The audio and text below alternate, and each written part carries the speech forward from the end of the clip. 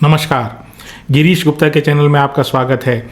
आज बात करते हैं जयपुर राजस्थान बेस्ड एक कंपनी की, और ये कंपनी एआई सॉल्यूशन या आर्टिफिशियल इंटेलिजेंस के सॉल्यूशंस प्रोवाइड करती है, और हमारे काफ़ी सारे रिटेल इन्वेस्टर्स जो हैं वो इस कंपनी से बड़े प्रभावित हैं और इस कंपनी में बड़ा पोटेंशियल वो देखते हैं। तो आज की वीडियो में जानेंगे कि ये कंपनी क्या करती है, क्या इसका इतिहास है और इस कंपनी को कैसे एनालाइज करना चाहिए। तो इस कंपनी का नाम है RNIT AI सॉल्यूशंस लिमिटेड, और इस कंपनी के बिजनेस मॉडल के अध्ययन करने का अनुरोध हमें सैयद मोहम्मद इरशाद साहब से प्राप्त हुआ है, और उन्होंने ये भी पूछा है कि कृपया ये भी बताएं कि ये कंपनी वर्थवाइल है कि नहीं इन्वेस्टमेंट के लिए। तो सबसे पहले शुरुआत करते हैं हमेशा की तरह कंपनी के इतिहास से, और ये कंपनी का इतिहास कम से कम इस वीडियो में जानना इसलिए आवश्यक है क्योंकि इसके जाने बिना आप कंपनी के फाइनेंशियल्स को, जो करंट फाइनेंशियल है स्पेशली, उसको समझ नहीं पाएंगे। तो पहले जानते हैं कंपनी के इतिहास के बारे में। तो देखिए, ओरिजिनली 1985 में 1985 में जयपुर में एक कंपनी की स्थापना हुई, और ये कंपनी का नाम था ऑटोपाल लिमिटेड। अब ऑटोपाल के नाम से ये ऑटो जो लगा हुआ है, इससे ये है कि ऑटोमोबाइल के लिए कुछ काम करती थी। जी हाँ, ऑटोमोबाइल के लिए ये लाइट्स बनाती थी, हेडलाइट्स, टेल लाइट्स, और इस तरह के जो बल्ब वगैरह के एरिया में ये काम किया करती थी। और भारत में जो कोरियन टेक्नोलॉजी से सबसे पहले इसने 1992 में CFL पहले आया करते थे, तो कॉम्पैक्ट फ्लोरोसेंट लैम्प जिनको बोलते हैं, तो ये CFL को भारत में इन्होंने इंट्रोड्यूस किया। 1994 में कंपनी की लिस्टिंग BSE में हुई, और उसके बाद इस कंपनी ने काफ़ी सिग्निफिकेंट प्रगति की, और बाद में इन्होंने अपने बिज़नेस को, लाइटिंग के बिज़नेस को डाइवर्सिफाई किया, और ये हेलोजन लैंप, LED लैंप्स और इस तरह के कारोबार में आए। 2017 से कंपनी के बिज़नेस में डाउन टर्न आया और कंपनी के ऊपर कर्जा बढ़ने लगा। कंपनी अपने जो क्रेडिटर्स हैं, जो सप्लायर्स हैं, उनको पेमेंट नहीं कर पाई, और इसके कारण उन कर्जदारों ने इस कंपनी को बैंक्रप्सी प्रोसीडिंग्स के लिए कोर्ट में घसीटा। सबसे पहले इनको दिवालिया घोषित करने की, या ऑटोपाल लिमिटेड को दिवालिया घोषित करने की जो कार्रवाई की, वो इनके एक सप्लायर ने की। उस सप्लायर का नाम था टेक इनोवेशंस। इसी प्रकार ऑटोपाल जो है वो इलेक्ट्रॉनिक सेल्स प्राइवेट लिमिटेड के 8.33 लाख यानी 8,33,000 नहीं चुका पाया काफ़ी समय तक, और इस कंपनी ने यानी इलेक्ट्रॉनिक सेल्स प्राइवेट लिमिटेड ने इनको कुछ, यानी ऑटोपाल लिमिटेड को कुछ इलेक्ट्रॉनिक पार्ट सप्लाई किया करते थे। तो ऐसे सप्लायर जिनका उधार बाकी रह जाता है कंपनी के ऊपर, तो उनको ऑपरेशनल क्रेडिटर बोलते हैं, यानी कंपनी के ऑपरेशंस के लिए जो माल दिया है, ऐसे जो क्रेडिटर्स होते हैं वो। और जो दूसरे होते हैं वो होते हैं फाइनेंशियल क्रेडिटर, जिन्होंने नगद पैसा उधार दिया होता है, जैसे कोई बैंक हुआ या फाइनेंशियल इंस्टीट्यूशंस हुआ, वो फाइनेंशियल क्रेडिटर्स कहलाते हैं।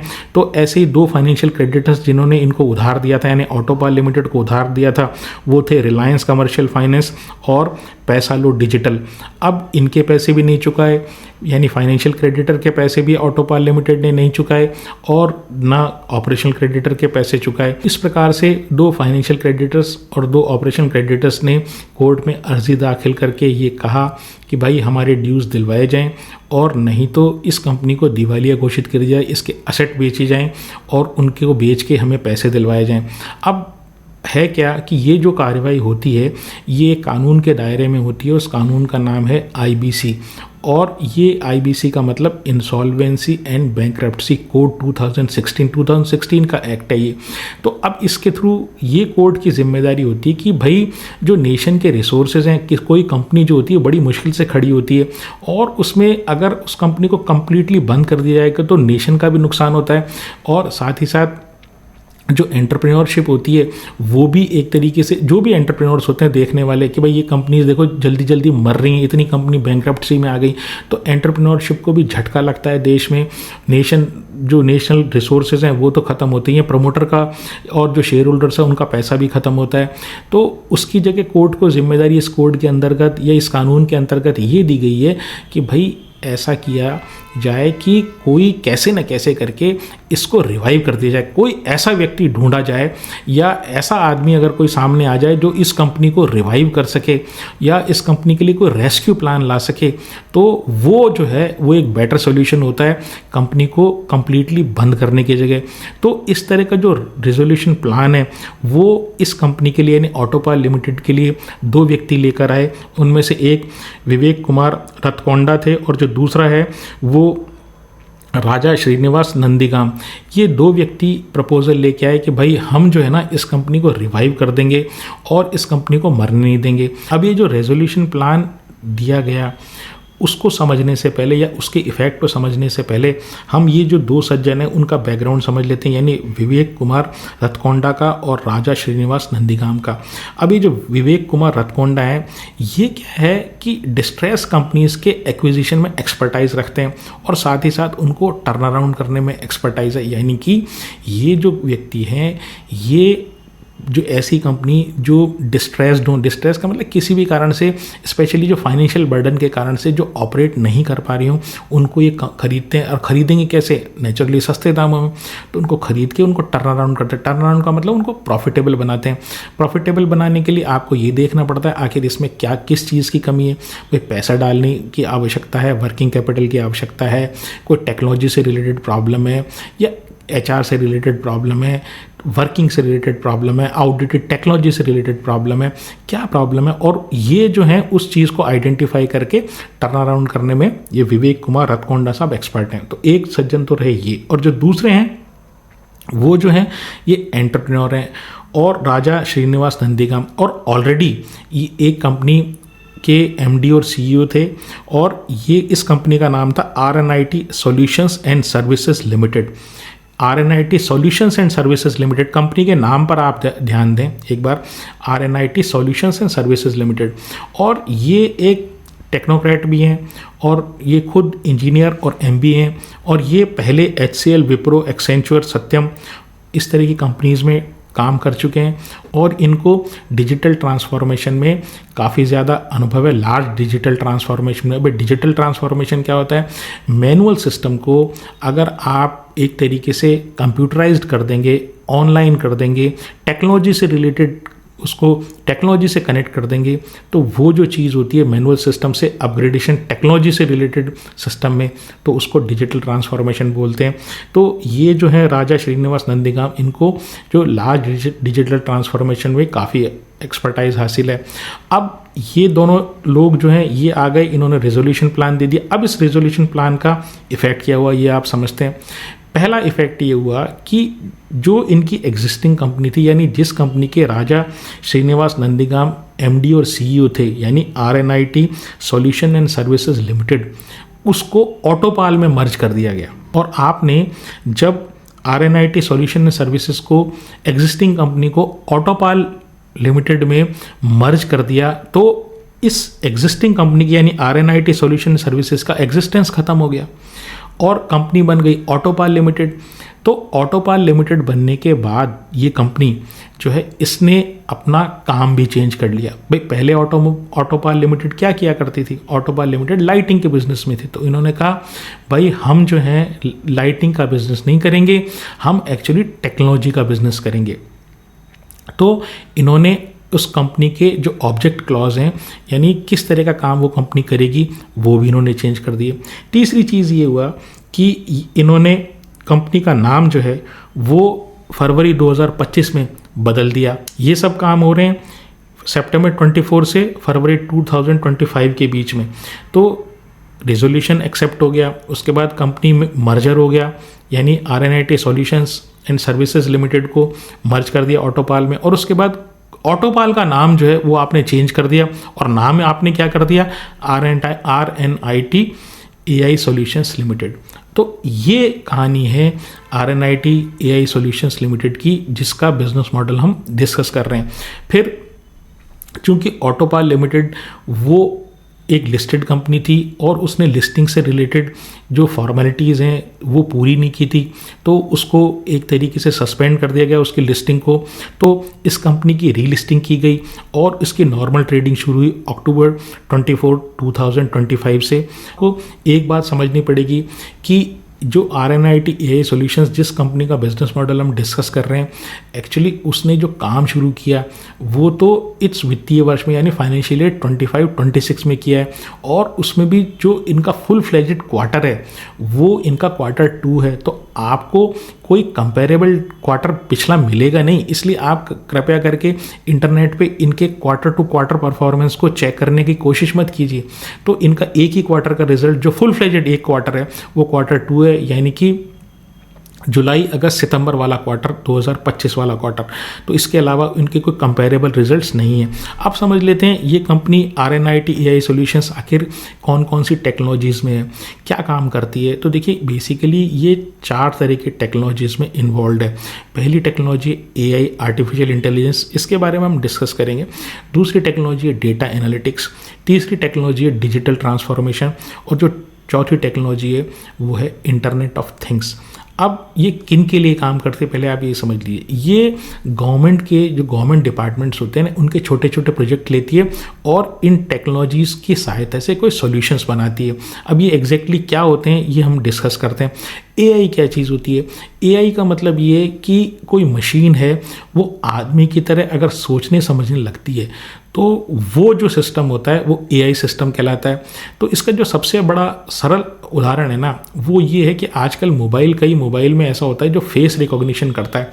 तो आप मोबाइल को अपने चेहरे के सामने रखिए और वो उसका लॉक जो है वो खुल जाएगा। तो ये जो होता है ये AI के थ्रू होता है। तो AI के थ्रू ये यानी कि RNIT AI सॉल्यूशंस जो है वो कुछ इस तरह के प्रोग्राम बनाते हैं जिससे किसी व्यक्ति की आइडेंटिटी वेरीफाई हो सके या उसकी अटेंडेंस जो है वो फेस के थ्रू अटेंडेंस लग जाए और फ्रॉड जो नहीं हो। अब जैसे मान लीजिए कोई दूर दराज के गांव में वहाँ टीचर नहीं है, अब कैसे ट्रैक करेंगे भाई? टीचर तो जा ही नहीं रहा, टीचर तो अपने घर बैठा है और 5 दिन 7 दिन 10 दिन महीने भर में जाकर वहाँ अटेंडेंस लगाएगा। तो वो पॉसिबल इसलिए नहीं है। अगर आपने ये फेस रिकॉग्निशन सिस्टम स्कूल में लगा दिया तो उसको कंपल्सरीली स्कूल में जाके अपने फेस को उस कैमरे में दिखाना पड़ेगा, तभी उसकी अटेंडेंस लगेगी। इसी तरीके से जो डुप्लीकेशन होता है फेस रिकॉग्निशन से क्या होता है कि डुप्लीकेशन नहीं होता है। भाई एक आदमी का फेस एक ही तरीके का, और जो उसमें आपके पास रिकॉर्ड है उससे ये आइडेंटिफाई हो जाता है कि भाई ये आदमी तो पहले इस पर्टिकुलर सोशल सर्विस का लाभ ले चुका है, तो इसको जो है अब ये लाभ नहीं देना, ये डुप्लीकेट आदमी है। इनके जो एप्लीकेशंस के थ्रू इन्होंने एक फेस रिकॉग्निशन सिस्टम बनाया, उसके थ्रू ये लगभग अभी तक 300 करोड़ फेस रिकॉग्निशन कर चुके हैं। अब ये 300 करोड़ का आप ये मत समझिए कि 300 करोड़ का मतलब 300 करोड़ जनता को ये कर चुके हैं, यानी कि यदि एक आदमी 10 बार आया है तो उनकी उस फेस रिकॉग्निशन की काउंटिंग जो है ना वो 10 है, एक नहीं है उसकी काउंटिंग। दूसरा, इन्होंने एक और सॉफ्टवेयर बनाया AI की सहायता से, एक सिस्टम बनाया, उसको बोलते हैं कन्वर्सेशनल AI या बातचीत के AI के थ्रू कोई बातचीत वाला सॉफ्टवेयर बनाना है। तो कई बार आप फ़ोन पे जब आप किसी कॉल सेंटर पे फ़ोन करते हैं किसी कंपनी के, तो वहाँ से अगर रिकॉर्डेड मैसेज जो है वो आपको जवाब दे सके तो वो AI के थ्रू होता है।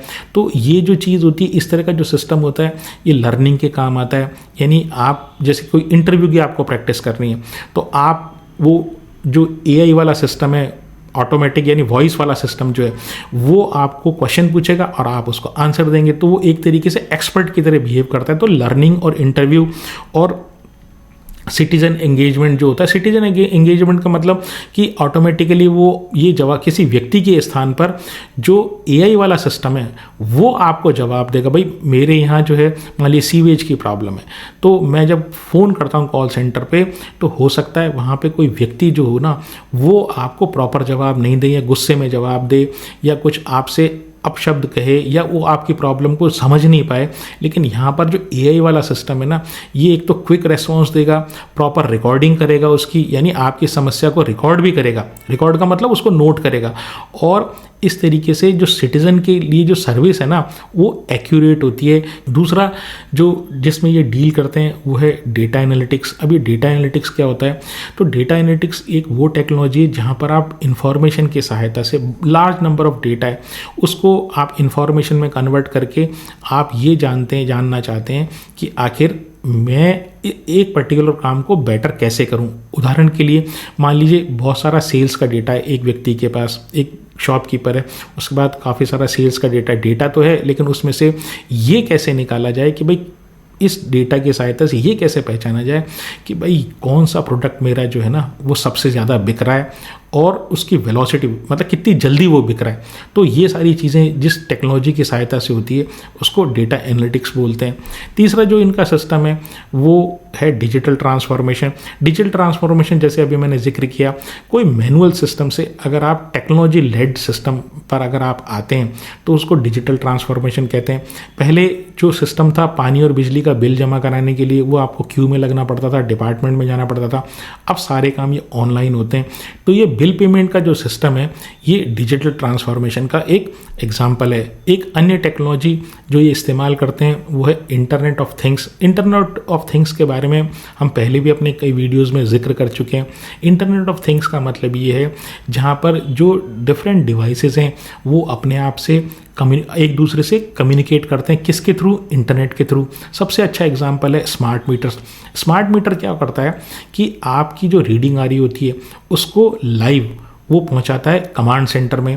अगर आपने उस बिजली नहीं आ रही है तो वो इन्फॉर्मेशन देगा कमांड सेंटर को इंटरनेट के थ्रू ऑटोमेटिकली कि भाई इस घर में बिजली नहीं आ रही। अगर आपने मीटर से छेड़छाड़ करने की कोशिश की, टेम्परिंग करने की कोशिश की, वो इन्फॉर्मेशन भी वो तुरंत इंटरनेट के माध्यम से जो कमांड सेंटर है यानी जो इलेक्ट्रिसिटी सप्लायर है वहाँ तक वो पहुँचा देता है। तो ये जो डिवाइसेस आपस में बात करते हैं यानी कि स्मार्ट मीटर जो है वो इन्फॉर्मेशन भेज रहे कमांड सेंटर से डायरेक्ट बात करता है। तो ये जिस टेक्नोलॉजी के थ्रू होता है उसको इंटरनेट ऑफ थिंग्स बोलते हैं। तो ये जो RNIT AI सोल्यूशन है ये भी इस टेक्नोलॉजी को अडॉप्ट करते हैं।